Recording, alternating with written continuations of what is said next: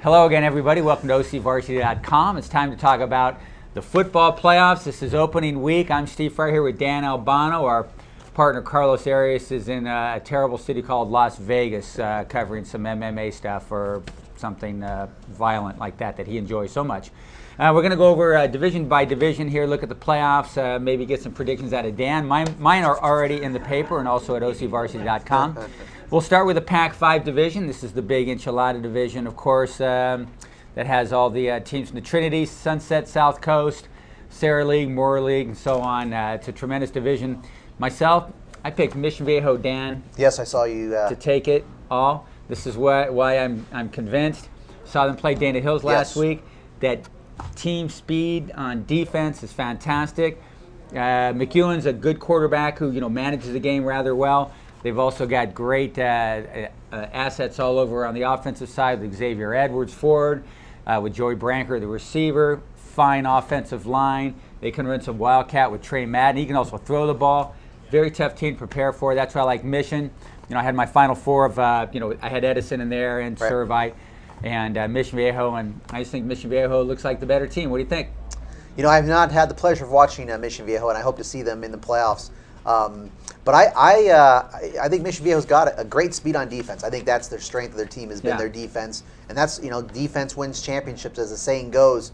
But I think the two best teams in the division Pac-5 are top seeded Edison, number 2 seeded Servite. Those are my number 1, 2 teams, and 1 and 2 teams in Orange County pretty much of the year. And I think they're going to meet in the championship game. It's going to be a great game. I think Servite's a real special team. Cody Fajardo, Matt Biles, I think those are the 2 best quarterbacks in Orange County. They're duking it out for all county and maybe some Player of the Year awards as well. I think at the end it's going to be. I just think Edison is going to get it done. Okay, I think they're going to go undefeated, and they're just so balanced, offensive and defensive. I think they're a really special team, and both those teams are real special. But I think it's going to be a great Pac-5. I'm going to get a prediction from you on a first-round game that I'll be doing the updates from on Friday night. Dana Hills or Orange Lutheran at Dana. Who do you like in that one? I like the Dolphins. Yeah, I like the way the Dolphins play at home. But teams that played Mission Viejo and lost, some of them haven't really been the same afterwards. Tesoro really wasn't the same after they got smashed by Mission Viejo as much as they wanted to be. And I'm wondering about how Dana Hills is going to be. Santa Margarita, Orange Lutheran got a chance to pick themselves up after their loss to Servite, and they did that against Santa Margarita, worked on the passing game. But I like Dana Hills in this game. I think they play well at home.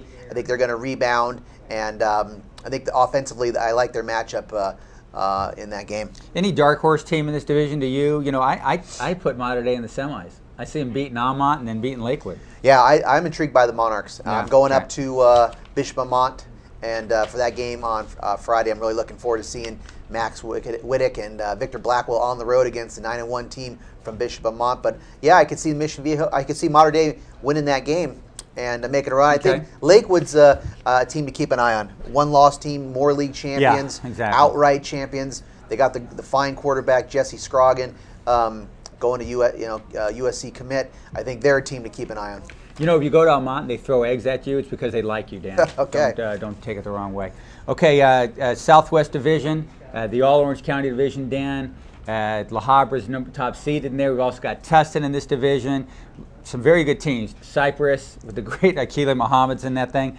Trabuco Hills, very balanced team on offense. Couple interesting teams to sort of watch out for. Fullerton's also in this. El Dorado's in this one. I picked La Habra against Trabuco Hills in the final. I have Trabuco beating Tustin because I sort of like, that ability to throw the football when getting deep in the playoffs. Although Tustin got to the final last year, and Tustin throws the ball better now than they have in some time. I got La Habra in this. You got to go with La Habra. No, I'm going with. I ranked La Habra this week, and I think deservedly so. I put them 5th in the Orange County rankings. Yeah. I think they've earned that spot. I think they've had a tremendous year. The only loss they have is to Los Alamitos. But my pick to win the division is going to be Tustin. I think I knew that was they're going to get over the hump this year. Coach Myron Miller, Wilkerson, that defense, the flying around the secondary, DeMaio throwing the ball better. Yeah. I think they're the team to watch, and I think Tustin is going to get that glorious championship that they've been seeking for so long. That'd be fantastic. Coach Miller's such a great guy. It'd be kind of fun to see him do it. He's a great character. I love that guy. Okay, let's move to the Southern Division really quickly here. Garden Grove top seeded 10-0. What a great story. You know, they lost their big teammate Kevin Tellis, who collapsed and passed away in the same evening on the opening night of the season. And they've kept it going, and Coach Joe Hayes done a great job. Like coach of the material, we got to be talking about that. We have that meeting for that. And you know, I love the quarterback, Young. Good arm, can run the ball, fantastic stuff.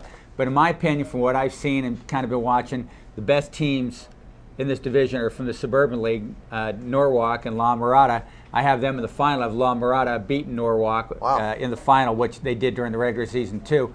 Although, you know, I really do like Grove an awful lot, and it would be a neat story if Grove won the whole thing, but I think those Suburban League teams a little better. All right.